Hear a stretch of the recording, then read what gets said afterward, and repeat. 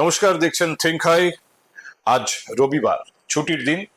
সাধারণত এরকম দিনে খুব গুরুত্বপূর্ণ কোনো বিষয় আপনাদের সামনে রাখার চেষ্টা করি এবং আজকে সাধারণভাবে আমাদের দর্শকদের প্রত্যেকের কাছেই অনেকটা অবকাশ থাকে, কিন্তু আজ এই রবিবারটা একদম অন্যরকম। ইনফ্যাক্ট সময়টা বদলে গেল হঠাৎ করে শুক্রবার সন্ধে, যখন শিক্ষা ব্যবস্থার আমূল পরিবর্তনের দাবিতে ককরোচ পার্টির আন্দোলনের সমর্থনে বামপন্থীরা আন্দোলনের ডাক দিল, বামপন্থী ছাত্র সংগঠন, এবং তার সঙ্গে ককরোচ পার্টিও সহানুভূতি জানালো যে যারা এই ব্যাপারে আমাদের সমর্থন করেন তারা ওই মিছিলে যোগ দিতে পারেন, ওই আন্দোলনে সামিল হতে পারেন।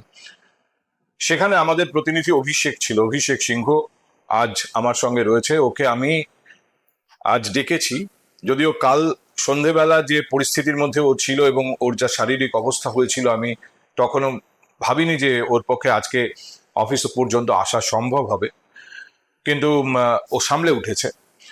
আপনারা বুঝতেই পারছেন সেইখানে যেভাবে সাংবাদিকদের ওপর আক্রমণ হয়েছে। অভিষেক সেখানে ছিল, হাই নিউজের মাইক্রোফোন লোগো ওর হাতে ছিল। ওকেও ভয়ঙ্কর রকম মারধর করা হয়, আচমকাই ওর ওপর আক্রমণ হয়, ও মারাত্মকভাবে আহত হয়, রক্তাক্ত হয়। সেই ছবিও আপনারা ইতিমধ্যেই দেখেছেন।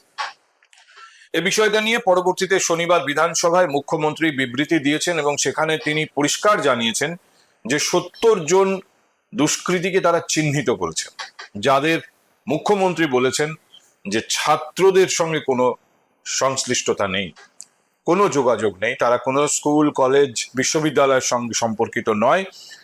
এবং পাঁচজনের নাম করেছেন তিনি, যাদের গুন্ডা বলে অভিহিত করেছেন, যে এই 5 গুন্ডা ওখানে ছিল। তার সঙ্গে আরো 70 জন সব মিলিয়ে তিনি বলেছেন চিহ্নিত হয়েছে পুলিশের তালিকায়, এবং তাদের বিরুদ্ধে ব্যবস্থা নেওয়া হবে, তাদের বিরুদ্ধে গুন্ডা দমন আইন লাগু করা হবে। এই ধরনের যে কোনো আন্দোলনে অন্য উদ্দেশ্য নিয়ে দুষ্কৃতীরা সামিল হয়ে যেতে পারে, এবং অনেক ক্ষেত্রেই দেখা গেছে যারা এই আন্দোলন করতে চেয়েছেন, যারা এই আন্দোলনকে জনপ্রিয় করেছেন, সাধারণ মানুষের মনে সত্যিই প্রশ্ন তুলেছেন যে এরা যেটা বলছে সেটা সত্যি তো, এবং এরা যেটা বলছে সেখানে আমাদের সমর্থন করা উচিত, এদের পাশে থাকা উচিত। মাঝখান থেকে এই দুষ্কৃতীরা ঢুকে সেই আন্দোলনকে ব্যর্থ করেছে এবং তাদের নিজস্ব উদ্দেশ্য চরিতার্থ করার চেষ্টা করেছে। আমার ধারণা শুক্রবার সন্ধ্যাতেও তাই হয়েছে। আমি আগেই এ ব্যাপারে আশঙ্কা প্রকাশ করেছিলাম। সোশ্যাল মাধ্যমে আমি ব্যক্তিগতভাবে বিষয়টি প্রতিবাদ করে লিখেছিলাম যে যারা এটা করছে তাদের সঙ্গে ছাত্রদের যোগাযোগ সম্ভবত নেই, এরা পুরো উদ্দেশ্য প্রণোদিতভাবে এর ভেতরে ঢুকেছে এবং ঢুকে শেষ পর্যন্ত এরকম একটা ঘটনা ঘটিয়েছে, সাংবাদিকদের আক্রমণ করেছে। একেবারে যে এইখানেই কলকাতাতেই বিষয়টা হচ্ছে এরকম নয়, এর একটা ছোঁয়া আমরা দিল্লিতে দেখেছি। যে কোনো সংবাদ মাধ্যমের লোক, এমনকি যারা সোশ্যাল মিডিয়া মাধ্যমে পোর্টালের মাধ্যমে সাংবাদিকতা করে, তাদেরকেও গদি মিডিয়া বলে চিহ্নিত করে দেওয়া এবং হেনস্থা করার চেষ্টা। এটা নতুন সংস্কৃতি, যেটা কিন্তু আমরা দিল্লিতে ইতিমধ্যেই দেখেছিলাম, কিন্তু কলকাতায় সেটা মাত্রা ছাড়ালো এবং ভয়ঙ্করভাবে আক্রমণের মুখে পড়লো সাংবাদিকরা। যারা আক্রান্ত হয়েছে তাদের কেউ দেখেনি তারা কোন টিভি, কোন চ্যানেল, তারা কি ধরনের বক্তব্য পরিবেশন করে, তাদের মধ্যে কোথাও এক পেশে সাংবাদিকতা আছে কি নেই, ইয়েলো জার্নালিজম আছে কি নেই ইত্যাদি নিয়ে তাদের কোনো মাথা ব্যথাই ছিল না। যেই চিহ্নিত করতে পেরেছে যে সংবাদ মাধ্যমের লোক, সঙ্গে সঙ্গে আক্রমণ হয়েছে। পরবর্তীতে বিধানসভায় দাঁড়িয়ে মুখ্যমন্ত্রী যেটা বলেছেন, এই গোষ্ঠী এই দুষ্কৃতীরা প্রথমে পুলিশকে উত্ত্যক্ত করতে চেয়েছিল। পুলিশকে উত্ত্যক্ত করলে যদি পুলিশ রিটালিয়েট করে, পুলিশ যদি পাল্টা তেড়ে আসে, লাঠি চালায়, তাহলে তাদের উদ্দেশ্য সাধিত হবে। যে ছবি দিল্লিতে দেখা গেছে, কলকাতাতেও যেন ন্যূনতম সেই ছবি দেখা যায়, এটা তারা এনশিওর করতে চেয়েছিল। কিন্তু পুলিশ কোন রকম ভাবে উত্তেজিত হয়নি, পুলিশের দিকে বোতল ইত্যাদি ছোড়া হয়েছে, পুলিশ কোনোভাবে প্রতিক্রিয়া দেখায়নি। তখন আমি সোশ্যাল মিডিয়ায় ব্যক্তিগতভাবে লিখেছিলাম, আমার কোথাও মনে হয়েছিল এটা হতাশার বহিঃপ্রকাশ। মুখ্যমন্ত্রীর বক্তব্যে সেটা সাপ্লিমেন্টেড হয়েছে যে সেই হতাশা থেকে, অর্থাৎ পুলিশকে খেপিয়ে তোলা গেল না, সেই হতাশা থেকে এবার হাতের কাছে সাংবাদিকদের তারা আক্রমণ করেছে এবং মারবে বলেই মেরেছে, রক্তাক্ত করবে বলেই করেছে। অনেকের হাতে ক্যামেরা ছিল, ক্যামেরা ভেঙে দেওয়ার চেষ্টা হয়েছে।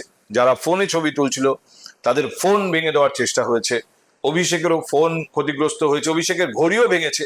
তবে অনেক সময় কি হয়, কেউ একটা কিছু দিয়ে মারলে আমরা রিফ্লেক্সে হাতটা বাড়িয়ে দিই, আঘাতটা হয়তো ঘড়ির ওপর পড়লে ঘড়ি ভেঙে যেতে পারে, কিন্তু ফোন সাধারণত আমরা রক্ষা করার চেষ্টা করি, ক্যামেরা আমাদের হাতে থাকলে আমরা সেটা রক্ষা করার চেষ্টা করি। সেটাকে উদ্দেশ্যমূলকভাবে সেটাকে টার্গেট করে ভাঙা হয়েছে। আমি আজকে আপনাদের সামনে অভিষেককে ডেকেছি একটাই কারণে, আমি অভিষেকের অভিজ্ঞতা আপনাদের সঙ্গে ভাগ করে নিতে চাই। অভিষেক, যখন এই মিছিলটা শুরু হয় শিয়ালদা থেকে, তখন থেকেই তুমি ওই মিছিলের সঙ্গে ছিলে। শিয়ালদাতে কিরকম ছিল মিছিলের চেহারা, কারা সেই মিছিলের মধ্যে ছিল, এবং যখন আলটিমেটলি ডোরিনা ক্রসিং এ ধর্মতলায় পৌঁছয় তখন কি তার কোনো ফান্ডামেন্টাল চেঞ্জ হয়েছিল? প্রথমেই বলি পার্থদা, যে আমরা তো বহুদিন ধরে সাংবাদিকতা করছি, সেখানে দাঁড়িয়ে এই ধরনের ভয়ঙ্কর অভিজ্ঞতা এই প্রথমবার হলো। আগেও অনেক ঘটনা ঘটেছে আমাদের সাথে, কিন্তু এই ধরনের ঘটনাই প্রথমবার। রীতিমতো আমি ভয় পেয়ে গেছিলাম ঘটনার পর। আমরা যখন শিয়ালদায় জমায়েত দেখেছি, আমরা লাইভেও দেখেছি, সেই সময় হাই নিউজেও দেখিয়েছি, যে সেই সময় কিন্তু পুরোটাই শান্তিপূর্ণভাবে তাদের দাবি দাওয়া নিয়ে তারা যেটা করছিল, প্রতিবাদ জানাচ্ছিল, সেইভাবে মিছিল এগিয়ে আসছিল। এবং সেটা পুরোটাই কিন্তু আস্তে আস্তে এগিয়ে আসে, একদম দরিনা ক্রসিং এর দিকে এগিয়ে যায়। এবং একটা সময়ের পর মানে আমরা প্রথম দিকে সামনে থেকে একেবারে কভারেজ করি, লাইভ দিই, সবকিছু করে আমি আমার চিত্র সাংবাদিককে বললাম, তাহলে আমরা আমাদের গাড়িটা একটু এগিয়ে যাই, তাহলে দরিনা ক্রসিং এ এত পুলিশ রয়েছে, সেখানে যদি কোনো ঘটনা ঘটে তাহলে সেটা আমরা ভালো করে পাবো। আমরা গাড়িটাকে পার্কিং করে একটা জায়গায়, একটা গলির পাশেই আমরা দাঁড়িয়েছিলাম, রাস্তার পাশে। সেখানে তারা আমাদের সামনে থেকেই একদম শান্তিপূর্ণভাবে তারা কিন্তু মিছিলটাকে নিয়ে চলে গেল।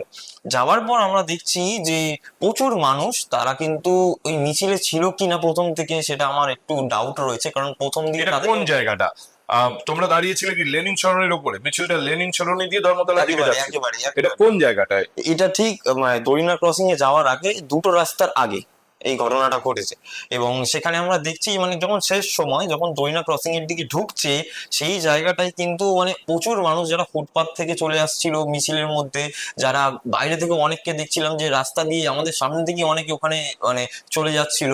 তো আমরা নিজেরাই আলোচনা করছিলাম, আমার চিত্র সাংবাদিক সুদীপ রয়েছে, সুদীপ চক্রবর্তী, তাকে বলছিলাম যে এই মানুষগুলোকে তো আমরা আগে দেখিনি। এবং তারপরে কিছুটা এর মধ্যে আমি অসুবিধার কিছু দেখছি না। অনেকে হয়তো সরাসরি ধর্মতলায় গিয়েছিলেন, সেখানে অপেক্ষা করছিলেন যে মিছিলটা সেখানে এসে পৌঁছলে তারাই একদম বিক্ষোভে যোগ দেবেন, আন্দোলনে সামিল হবেন। এর মধ্যে হয়তো অসুবিধার কিছু নেই। তারপর কি হলো? তারপরে যেটা হলো যে আমরা দেখলাম যে মিছিলটা আমাদের সামনে থেকে এগোলো, কিন্তু কিছুক্ষণ পর আমরা দেখলাম যে প্রচুর মানুষ, তো আমরা অনেকটা মানে পেছনের দিকটা, মানে মাঝেরও একটু পেছনে, মানে মিছিলের মাঝখানেরও একটু পেছনে চলে গেছিলাম। তখন সেই সময় আমরা দেখছিলাম যে প্রচুর আওয়াজ হচ্ছে, প্রচুর চেল্লামেল্লি হচ্ছে সেখানে। আর তাদের বক্তব্য, তারা বলছে তারা পুলিশকে বিভিন্ন ভাষায় আক্রমণ করছে। এবং সেখানে হঠাৎ করে পুলিশকে উত্ত্যক্ত করার চেষ্টা হয়েছে। একদমই হয়েছে। পুলিশ কিন্তু একেবারে নিজেদের দায়িত্ব পালন করছিল, সেখান থেকে তারাই কিন্তু প্রথমে পুলিশের ওপর বিভিন্ন পাল্টা বক্তব্যগুলো চলতে থাকে। এবং সেখানে দাঁড়িয়ে আমরা প্রথমে দেখলাম যে তাদের হাতে যে পতাকা ছিল, তাদের যে লাঠিগুলো ছিল, পতাকার যে লাঠিগুলো, সেগুলোকে নিয়ে প্রথমে ছোড়া শুরু করে পুলিশের দিকে। হ্যাঁ, পুলিশের দিকে 2-3 জন ছোড়া শুরু করে। তারপর তাদের দেখে আরো বেশ কিছু যারা রয়েছে, তারা কিন্তু বোতল, জুতো, যে যা বেড়েছে সেখানে যা যা জিনিস ছিল সেগুলো কিন্তু ছুঁড়ে মারে। এবং সেই সময় আমি আমার চিত্র সাংবাদিককে বলি যে আমাদের এই কাজের জন্য আমরা বেতন পাই, আমাদের নেশা রয়েছে যে একটা ভালো ফুটেজ যদি আমরা চ্যানেলকে দিতে পারি সবার আগে, সেই জন্য আমরা ওই রাস্তাটা থেকে বেরিয়ে যাওয়ার চেষ্টা করছিলাম, যে সামনের দিকে এগিয়ে গিয়ে যদি আমরা ভালো ফুটেজ কিছু পাই। কারণ পুরোটাই আমরা দেখতে পাচ্ছিলাম লাঠি ছোড়া হচ্ছে, জুতো উড়ে উড়ে চলে যাচ্ছে পুলিশের দিকে।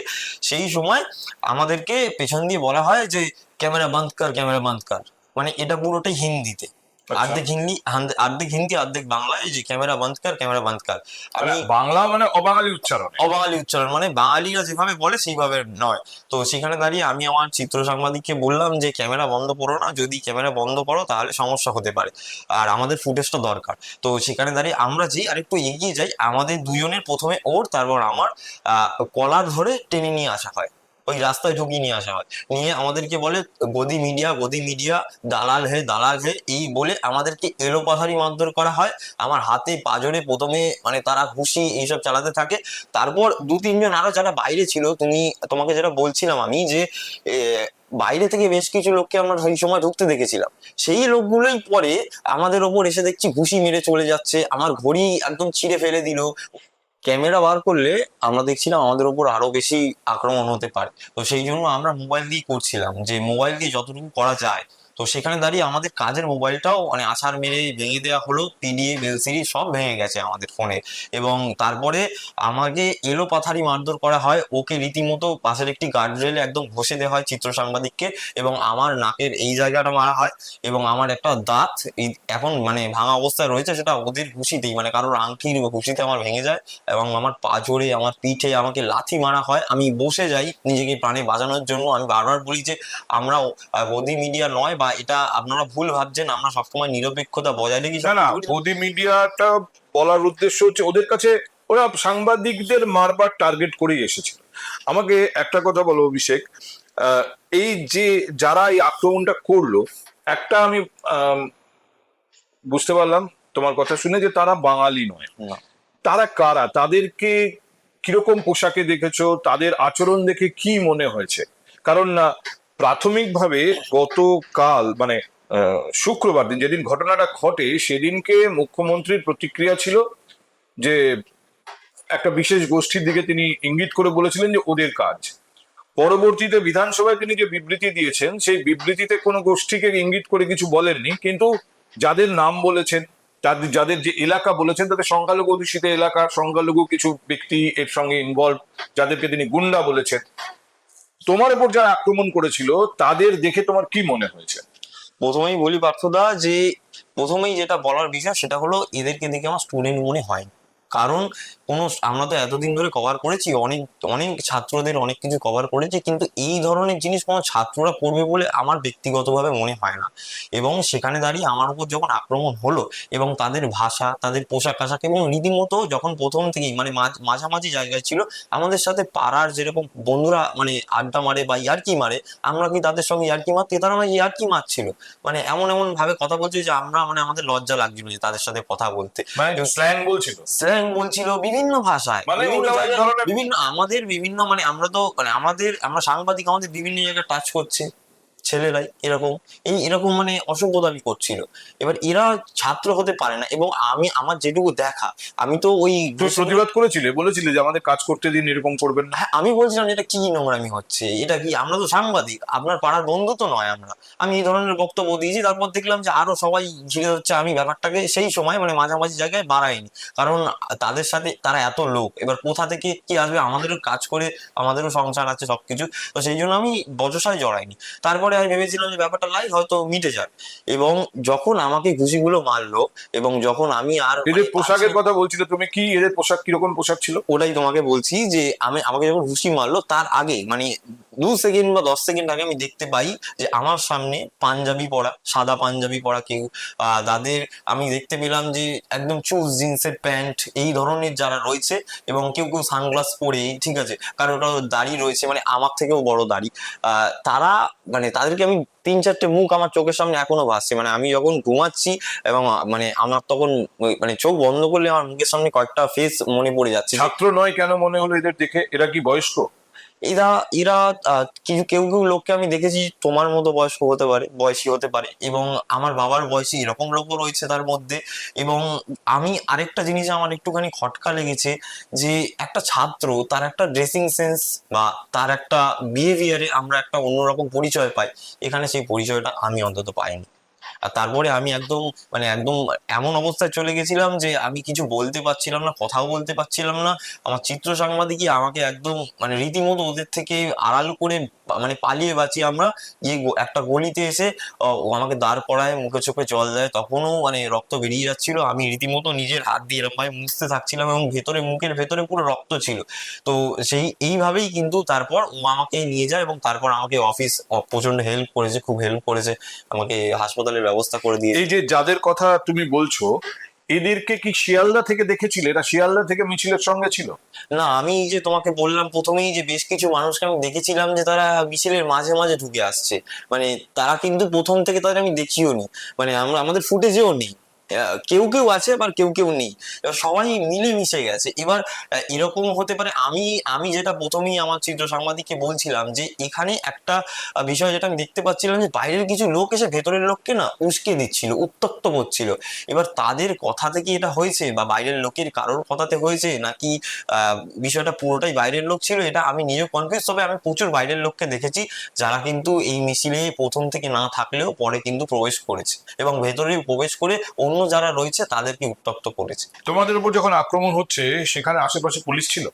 না, সেই সময় আমরা একদম শেষের দিকে ছিলাম, সেখানে একজন মহিলা পুলিশকে আমরা দেখেছিলাম, তিনি কিন্তু আমাদের দু তিনবার দেখেছে, তিনি প্রতিবাদও করেছিল এবং পাশের যারা ব্যবসায়ীরা রয়েছে তারা কিন্তু প্রতিবাদ করেছে। মানে যখন তোমাদের মারা হচ্ছে? একেবারে একেবারে যে এরকম ভাবে কেন এরকম করছেন, কেন মারছেন, তারা সামনে না আসলেও তারা দু তিনজন একেবারে উচ্চ স্বরে মানে তারা বলেছে যে এটা একদমই ঠিক হচ্ছে না, কেন মারছেন, এরকম একজন সাংবাদিককে এরকম এরা মারছেন। এবং সেখানে আমি এটাও বলতে চাই মানে চ্যানেলের মাধ্যমে যে আমাদের প্রচুর বন্ধুরা আক্রান্ত হয়েছে, সংবাদ মাধ্যমের অনেক সহকর্মীরা, প্রচুর বন্ধুরা। এবং আমার কাছে কালকে বহু ফোন এসছে যারা মহিলা সহকর্মী আমাদের বহু চ্যানেলের আছে, তাদের সাথে যে নোংরামিটা হয়েছে বা যেভাবে ব্যবহার করা হয়েছে, তাদের প্রাইভেট পার্টে হাত দেওয়া হয়েছে বিভিন্ন জায়গায়, এগুলো কিন্তু ঠিক হয়নি আমার ব্যক্তিগত মানে মনে হয়। এটা থেকে পরিষ্কার বোঝা যায় যে সাংবাদিকরা কোনো কারণে টার্গেট ছিল। টার্গেট একটা গোষ্ঠীর বা একটা দুষ্কৃতী দল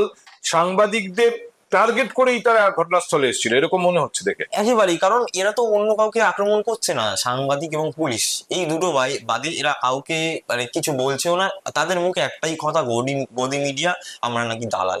আমরা যদি মানে দালাল হয়ে থাকি বা কিছু হয়ে থাকি সেটা তারা প্রমাণ করুক, কিন্তু তার থেকে বড় কথা আরেকটা যে তারা কিন্তু আমাদের কোনো কথা শুনছিল না, যে আমরা কি করেছি, আমরা কি বলছি, আমাদের যে নিরপেক্ষতা আছে বা আমরা যে তাদের জন্যই কথা বলতে গেছি, যে তাদের দাবিগুলোই আমরা তুলে ধরতে গেছি, সেখানে দাঁড়িয়ে আমরাই মানে আক্রান্ত হলাম, মানে তাদের কথা বলতে গিয়ে তাদের দাবি তুলে ধরতে গিয়ে আমরাই আক্রান্ত হলাম। না, একটা জিনিস আমি এখানে একটু আমাদের দর্শকদের বলতে চাই যে শুক্রবার সন্ধ্যার এই ঘটনাটার পাশাপাশি আপনারা যদি সোশ্যাল মিডিয়াতেও দেখেন, আমি আপনাদের দেখাচ্ছি কিছু কিছু উদাহরণ, এগুলো থেকে খুব স্পষ্ট যে একটা অ্যান্টি মিডিয়া ন্যারেটিভ তৈরি করার একটা চেষ্টা হচ্ছে।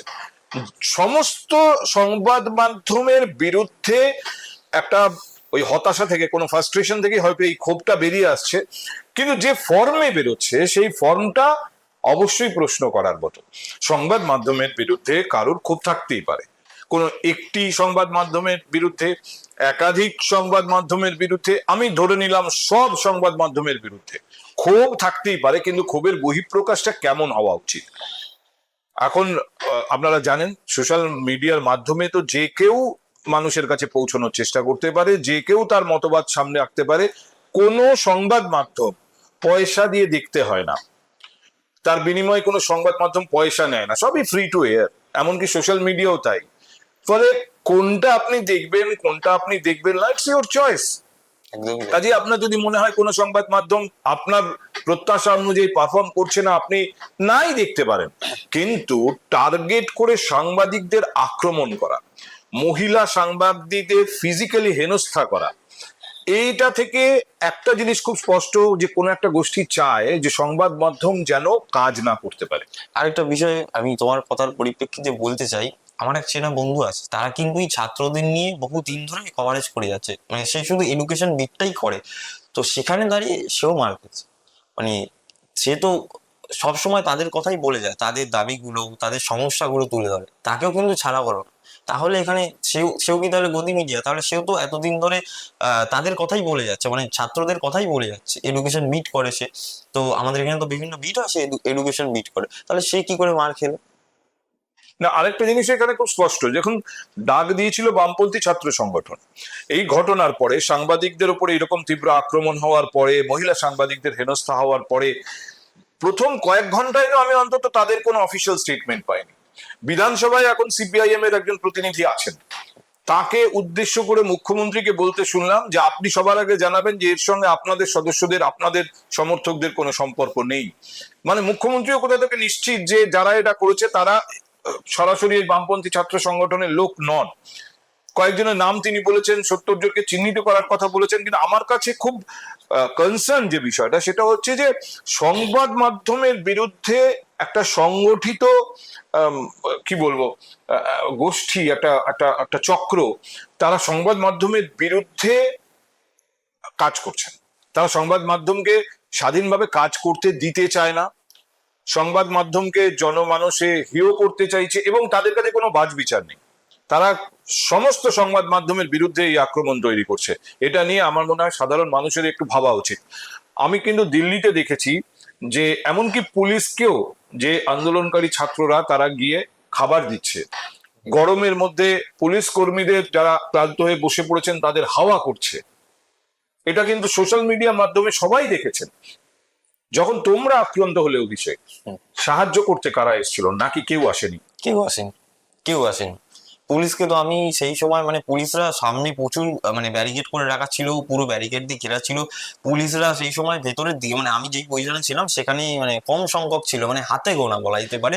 তো একজন মহিলা পুলিশকে আমি দেখেছি, আমি আগেও বললাম, সে কিছুটা প্রতিবাদ করেছে, কিন্তু সে এতজনের মধ্যে সেও ঢুকতে পারছিল না। এবং সেখানে শুধু আমার মনে আছে, এখন আমার কানে বাজছে কথাটা, যে দুজন ব্যবসায়ী যারা কিন্তু সেখানেই মানে ব্যবসা করে খান, তারা একদম প্রতিবাদ করেছে। এছাড়া সাহায্যের হাত কেউ বাড়ায়নি। মানে অন্য ছাত্ররা কি ছিল, নাকি সব এরাই ছিল যাদের দিকে তোমার এরাই অভিযোগ ছিল। এলো? মানে সেই সময় আমাকে যখন আক্রমণ করা হয়েছে, আমি কোনো মানে মানে পতাকাও দেখিনি, কিচ্ছু দেখিনি, খালি হাতে এসে আমাদের ওপর আক্রমণ করা হয়েছে।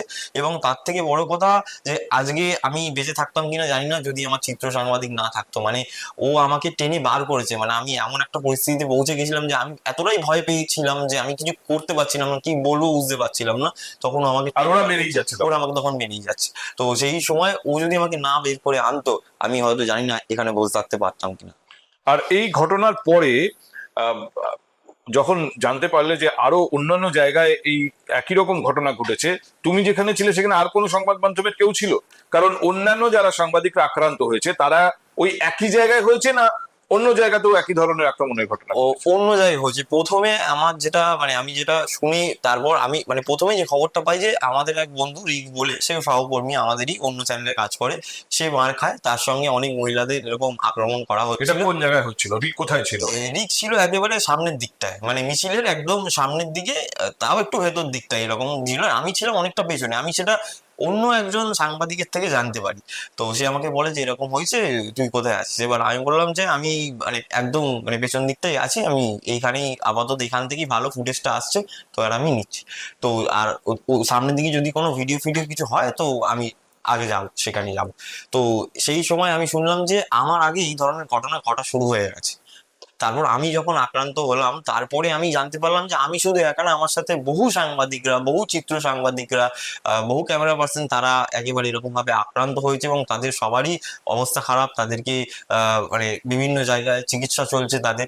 তবে আমি যখন ছিলাম ওইখানে, আমি যখন মানে মার খাচ্ছিলাম বা আমাকে যখন মানে প্রথমে অ্যাটাক করছিল, সেখানে কিছু আমি ডিজিটালকে দেখেছিলাম, যারা বিভিন্ন জায়গা থেকে এসেছিল। পোর্টালের কর্মী, পোর্টাল News portal চালাচ্ছে। নিউজ পোর্টালের করে, তবে তারা কিন্তু কোনো প্রতিবাদ করলো তাদের উপর আক্রমণ হয়নি?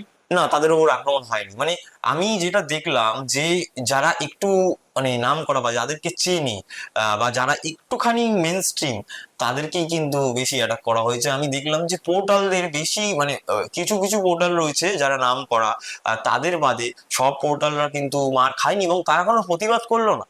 মানে না, সেটা ঠিক আছে, সব ভয় পেয়েছে, কারণ প্রতিবাদ করতে যাওয়া মানে হয়তো তারাও আক্রান্ত হতে পারতো। আমি সেটা, তাদের তো ওখানে প্রতিবাদ করতে যাওয়ার কাজ নয়, আমি তাদের উপরে দায় চাপাচ্ছি না। একটা দায় অবশ্যই অর্গানাইজারদের থাকে। যদি সেখানে অন্য ছাত্রছাত্রীরা থেকে থাকতো, এসএফআই বা অন্য বামপন্থী ছাত্র সংগঠনের সদস্যরা, তাদের একটা দায় থাকে যে তারা তাদের এসেছিল দেখতে কিনা। পাইনি, তারা সেই সময় ছিল না, কেউ পরিচিত মুখ অপরিচিত মুখ আমি বা কোনো পতাকাও দেখতে পাইনি। আর আমার একটা জিনিস, আমি মানে একজনকে আমি চিহ্নিত করতে পেরেছি, আমি যে নামটা এখন বলতে চাই না, তবে সে কিন্তু কোনো এসএফআইও করে না, সে কিন্তু কোনো বামপন্থী ছাত্র সংগঠনও নয়, সে কিন্তু একটা অন্য দলের কর্মী। এবং সেই প্রতিনিয়ত সে ফেসবুকে সেই দলের হয়ে মানে প্রতিনিধিত্ব করে আর কি। সেটা শাসক দল নয়, সেটা অন্য কোনো দল, কিন্তু সে এসএফআইও নয়, বামপন্থী কোনো ছাত্র সংগঠনেরও নয়, কিন্তু সেই শাসক দলেরও নয়। এবার আমি নামটা বলতে চাই না, আমি বিতর্কে যেতে চাই না, তো আমি তাকে দেখেছি, সে সেই সময় আমাকে দেখে মুখ ঘুরিয়ে চলে গেছে। সে আমার পরিচিত, সে আমাকে জানে, আমার এলাকাতেই থাকে, কিন্তু সে আমাকে সেই সময় দেখে মুখ ঘুরিয়ে চলে গেছে। পূর্বতন শাসক দলের কি? যাই হোক, আমি এগুলো তো ইন্ডিভিজুয়াল বিহেভিয়ার, আমি এগুলো নিয়ে মন্তব্য করতে চাই না। আমি শুধু আমি আপনাদের সামনে এই বিষয়টাই আরেকবার স্পষ্ট করে বলতে চাই, যার জন্য আমি অভিষেককে আজকে ডেকে এনেছি। ওর শরীরের এই অবস্থা সত্ত্বেও আমাদের স্টুডিও অবধি ও এসেছে। সাংবাদিকদের বিরুদ্ধে একটা চক্রান্ত হচ্ছে, সংবাদ মাধ্যমের বিরুদ্ধে একটা চক্রান্ত হচ্ছে, এবং সেই চক্রান্তটা, আমি চক্রান্ত এই জন্য বলছি যে এটা স্রেফ কোনো সংবাদ মাধ্যমের কাজ আমার ভালো লাগছে না বা কোনো সংবাদ মাধ্যমকে আমার একপেশে মনে হচ্ছে, এত সাধারণ বিষয় না এটা। আমার ধারণা ইটস আ কনস্পিরেসি। আবার বলছি, ওয়েল প্ল্যান্ড, সাংবাদিকদের প্রশ্নের মুখে ফেলা, সংবাদ মাধ্যমকে প্রশ্নের মুখে ফেলা, এবং এমন একটা সিচুয়েশন তৈরি করা যে কোথাও যেন সাংবাদিকরা যাওয়ার আগে দুবার ভাবে, ভয় পায়, ঠিকভাবে কাজ করতে না পারে। এটা আপনারা বলতে পারেন যে ওই ঘটনার প্রেক্ষিতে এই ধরনের স্টেটমেন্ট, ওভার স্টেটমেন্ট। কিন্তু আমার কোথাও এটা মনে হচ্ছে যে এর আগেও আমরা কিন্তু এই ধরনের মুখোমুখি হয়েছে, এই ধরনের ঘটনা, সাংবাদিকরা আক্রান্ত হয়েছে। আমার কেরিয়ারেও এরকম একাধিক ঘটনা আছে। কিন্তু তার সঙ্গে এই শুক্রবার সন্ধ্যায় যে ঘটনা ঘটেছে তার একটা ফান্ডামেন্টাল ডিফারেন্স আছে। এখানে একতরফা সাংবাদিকদের উপর আক্রমণ হয়েছে, কোনো নির্দিষ্ট চ্যানেল, কোনো নির্দিষ্ট সাংবাদিক, কোনো নির্দিষ্ট সংবাদ গোষ্ঠী নয়। একতরফা যাদের সামনে পেয়েছে তারা মেইন স্ট্রিম সাংবাদিকদের আক্রমণ করেছে। এবং কোনো একটা জায়গা থেকে এটাও স্পষ্ট, যদি মুখ্যমন্ত্রীর বক্তব্য আমরা ধরে নিই গোয়েন্দা রিপোর্টের ভিত্তিতে তিনি বলেছেন বিধানসভায়, সেখান থেকেও এটা রিফ্লেক্টেড যে সাংবাদিকদের টার্গেট করার একটা পরিকল্পনা তাদের আগে থেকেই ছিল। আর একটা পরিকল্পনা ছিল পুলিশকে উস্কানো, যাতে পুলিশ রিটালিয়েট করে, পুলিশ পাল্টা ব্যবস্থা নেয়, লাঠি চালায়, কাঁদানে গ্যাস ইত্যাদি চালায়। কিন্তু সেটা পুলিশকে তারা সেই পর্যায়ে নিয়ে যেতে পারেনি, মুখ্যমন্ত্রীও তাই দাবি করেছেন। তারপরে সেই হতাশাটা তারা উগড়ে দিয়েছে সমস্ত মেইন স্ট্রিম সাংবাদিকদের, যে যেখানে ছিলেন সেখানে আক্রান্ত হয়েছেন। মানে একাধিক গ্রুপ, এই বিষয়ে একাধিক গ্রুপ সক্রিয় ছিল এবং একাধিক জায়গায়, ওই মিছিলের একাধিক জায়গায়। আমার তো মনে হয় এটা নিশ্চয়ই রাজ্য প্রশাসন তাদের অ্যাঙ্গেল থেকে দেখবেন। মুখ্যমন্ত্রী বলেছেন যে 70 জনকে চিহ্নিত করা হয়েছে, 5 জনের তো নামই বলেছেন বিধানসভায়। এ ব্যাপারে তাদের বিরুদ্ধে গুন্ডা দমন, এই নতুন গুন্ডা দমন আইন, সেই আইন ব্যবহার করা হবে। মুখ্যমন্ত্রী যেভাবে কথা বলেন, তার যে বাচন ভঙ্গি, সেই ভঙ্গিতে বলেছেন এমন ব্যবস্থা নেব 3 পুরুষ ভুলতে পারবে না। এগুলো তিনিও বলেছেন, আমরাও শুনেছি। কিন্তু আমার কাছে পয়েন্ট অফ কনসার্ন হচ্ছে, যদি এই ধরনের কোনো সংঘবদ্ধ চক্রান্ত তৈরি হয়ে থাকে, সংবাদ মাধ্যম তার বিরুদ্ধে সংবাদ মাধ্যমের জায়গা থেকে লড়বে, প্রশাসন তার জায়গা থেকে ব্যবস্থা নেবে। আপনারা সাধারণ মানুষ, আপনাদেরও আমার মনে হয় ব্যাপারে চিন্তা ভাবনা করা উচিত এবং আপনাদের বক্তব্য স্পষ্টভাবে এদের বিরুদ্ধে মেইনস্ট্রিম সংবাদ মাধ্যম বলুন, সোশ্যাল মিডিয়া বলুন, সামনে আসা দরকার, যাতে এরা সাবধান হয়।